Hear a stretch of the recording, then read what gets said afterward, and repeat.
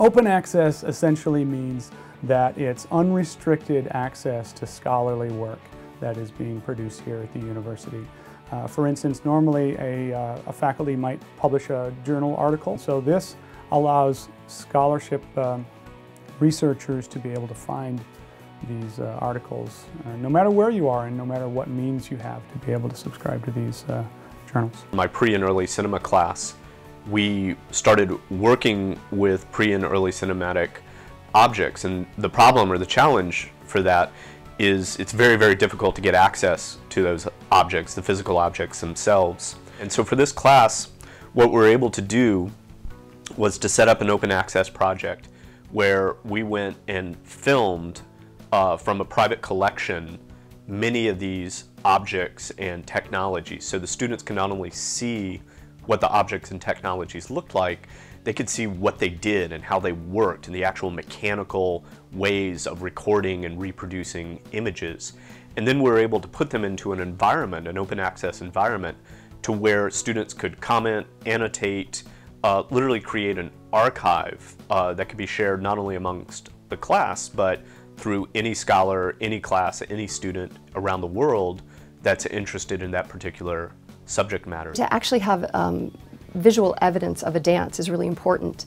And then the fact that this could be something that is permanent, that students who had maybe danced the dances, or maybe we want to go back and restage a dance that a guest artist set 20 years ago, now we have access to it. And we can just stream it online and everybody can see it from anywhere. Open access is important at a place like Bucknell because part of the liberal arts agenda is the idea of critical thinking. And part and parcel of that is the ability to get at information.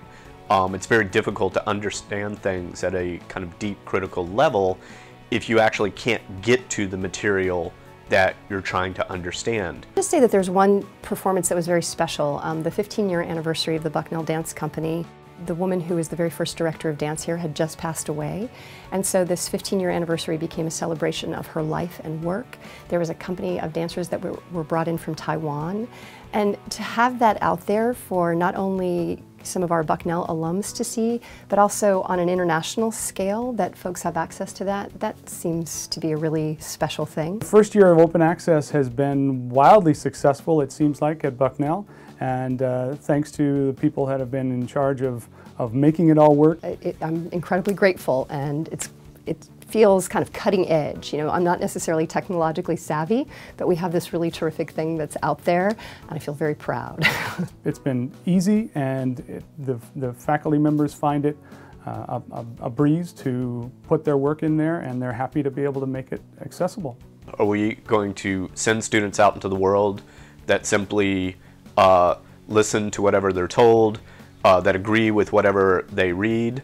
Or are we going to send students out into the world that are trained and are used to being able to access and critically engage information? And my hope is that we send out the second type of student. That's why open access is so important.